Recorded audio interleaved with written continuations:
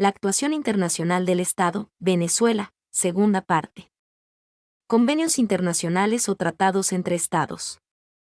La Convención de Viena sobre el Derecho de los Tratados, de 1969, define tratado como un acuerdo internacional celebrado por escrito entre Estados y regido por el derecho internacional, ya conste en un instrumento único o en dos o más instrumentos conexos y cualquiera que sea su denominación particular. De los acuerdos o tratados internacionales, se clasifican en 1. Según el número de sujetos firmantes, los tratados o acuerdos se clasifican en A. Bilaterales o B. Multilaterales.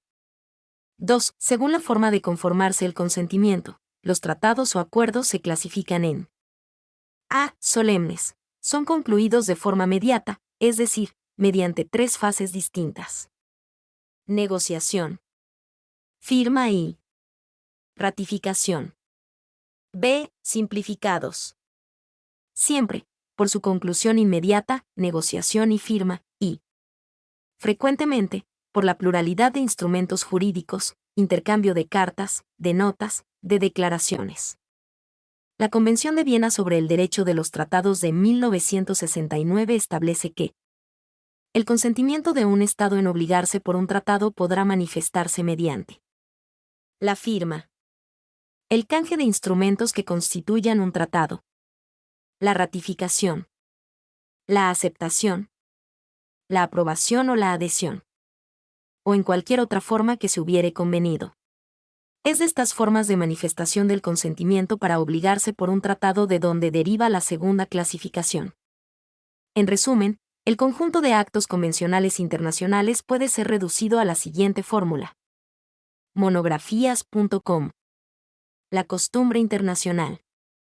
La expresión de una práctica, constante y uniforme, seguida por los sujetos internacionales y generalmente aceptada como derecho. Es la base de la costumbre internacional y esta es obligatoria aún para los estados recién creados, a menos que el nuevo estado en forma clara e inequívoca se oponga a ella. De no ser así, el sistema jurídico internacional se dislocaría, ya que muchos de los principios torales del sistema de las relaciones internacionales, que son normas de la ius cogens, tienen su origen consuetudinario, como serían los principios de no agresión, de no intervención en los asuntos que son esencialmente de la jurisdicción de los estados, etc., no serían aplicados a los nuevos estados, dejándolos en total vulnerabilidad. Elementos de la costumbre internacional. 1. Material u objetivo, práctica constante y uniforme. 2. Psicológico o subjetivo, opinio juris. Los estados realizan esta práctica con la convicción de estar cumpliendo una obligación jurídica. La Corte, cuya función es decidir conforme al derecho internacional las controversias que le sean sometidas, deberá aplicar la costumbre internacional como prueba de una práctica generalmente aceptada como derecho.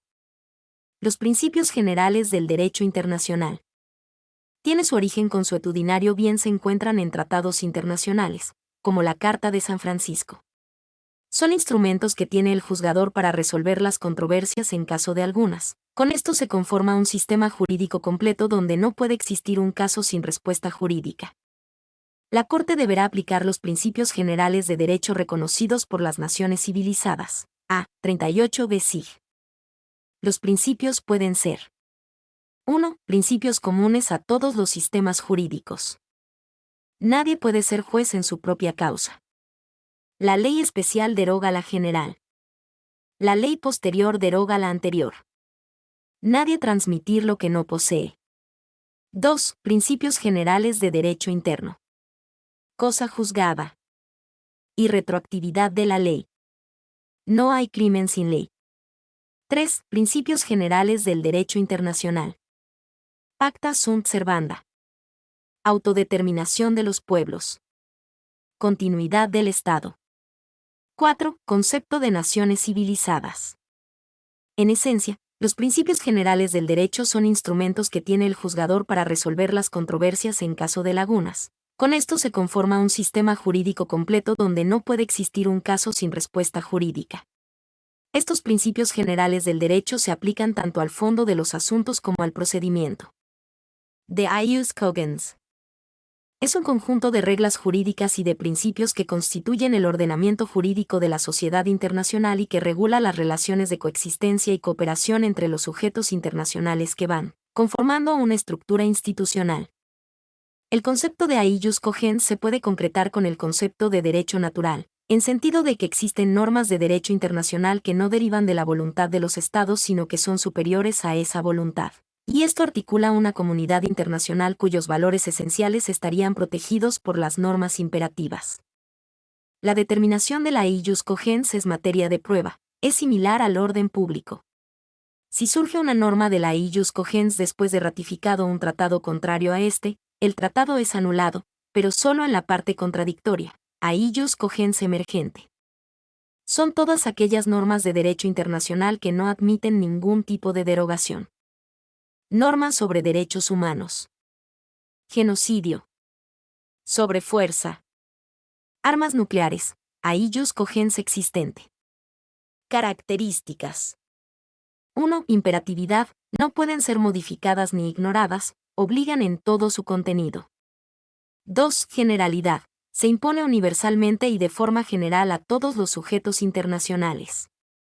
3. Constitucionalidad, son exigencias de orden moral, ético, político, indispensables para la supervivencia de la comunidad internacional.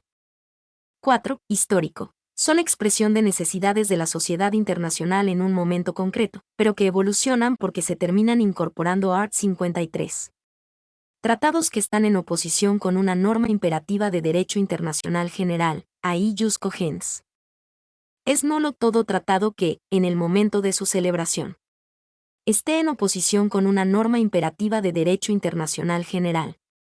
Para los efectos de la presente convención, una norma imperativa de derecho internacional general es una norma aceptada y reconocida por la comunidad internacional de estados en su conjunto como norma que no admite acuerdo en contrario y que solo puede ser modificada por una norma ulterior de derecho internacional general que tenga el mismo carácter.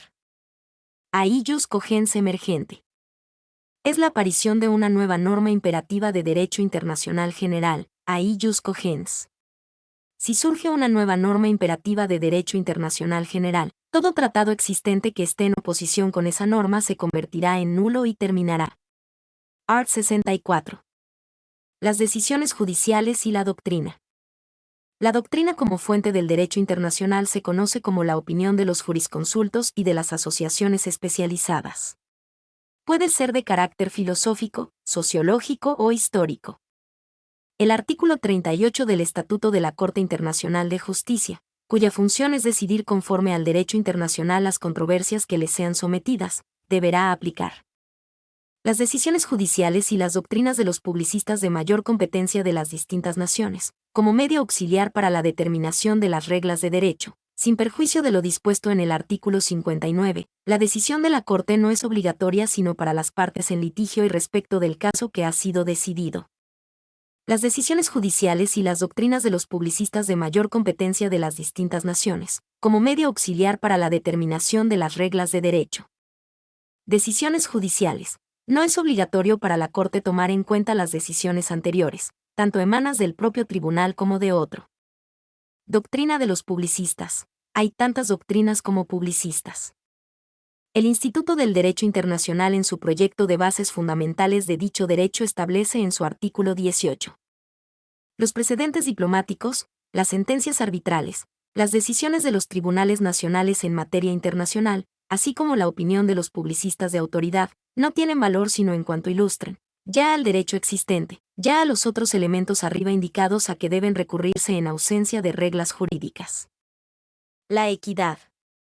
La equidad como criterio de las disposiciones del derecho, permite al juez modificar alguna ley o norma que le parezca injusta en un momento determinado, es decir, corrige las deficiencias de las leyes por lo considera como una indudable fuente del derecho.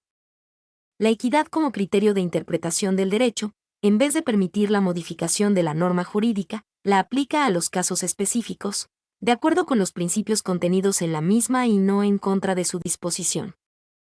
La equidad tiene en el derecho internacional básicamente las siguientes funciones. Puede manifestarse como equidad infra legem, función correctiva. Equidad contra legem, función derogatoria. Equidad praeter legem, función supletoria. Infra legem, función correctiva, es la de corregir el derecho en aquellos casos en que su aplicación resulte demasiado rigurosa, es decir que le corresponde atenuar las consecuencias a veces excesivas del communis ius. Contra legem, función derogadora, si es posible obtener mediante la equidad una solución contra legem, esto es derogatoria de derecho, la doctrina se halla dividida al respecto, aunque algunas resoluciones internacionales han admitido la posibilidad teórica de resolver un conflicto ex aequo et bono. No sabemos de ninguno que deliberadamente haya solucionado un conflicto entre Estado, es decir, no hay un fallo que se halle en contradicción con el derecho existente. Praeter legem, función supletoria, la equidad no ejerce aquí solamente función moderadora, pues tiene también función supletoria, constituye un medio de llenas las lagunas del derecho, positivo te como tal, asume el carácter de fuente subsidiaria del derecho internacional. Instrumentos internacionales jurídicamente vinculantes Venezuela. En el caso venezolano, el procedimiento para acordar instrumentos internacionales jurídicamente vinculantes están contemplados en estos artículos de la actual Constitución de la República Bolivariana de Venezuela. Artículo 154. Los tratados celebrados por la República deben ser aprobados por la Asamblea Nacional antes de su ratificación por el presidente o presidenta de la República, a excepción de aquellos mediante los cuales se trate de ejecutar o perfeccionar obligaciones preexistentes de la República. Aplicar principios expresamente reconocidos por ella, ejecutar actos ordinarios en las relaciones internacionales o ejercer facultades que la ley atribuye expresamente al Ejecutivo Nacional. Artículo 155. En los tratados, convenios y acuerdos internacionales que la República celebre, se insertará una cláusula por la cual las partes se obliguen a resolver por las vías pacíficas reconocidas en el derecho internacional o previamente convenidas por ellas, si tal fuere el caso. Las controversias que pudieren suscitarse entre las mismas con motivo de su interpretación o ejecución si no fuera improcedente y así lo permita el procedimiento que deba seguirse para su celebración. La Procuraduría General de la República, en su opinión referente a tratados internacionales, fases para su formación.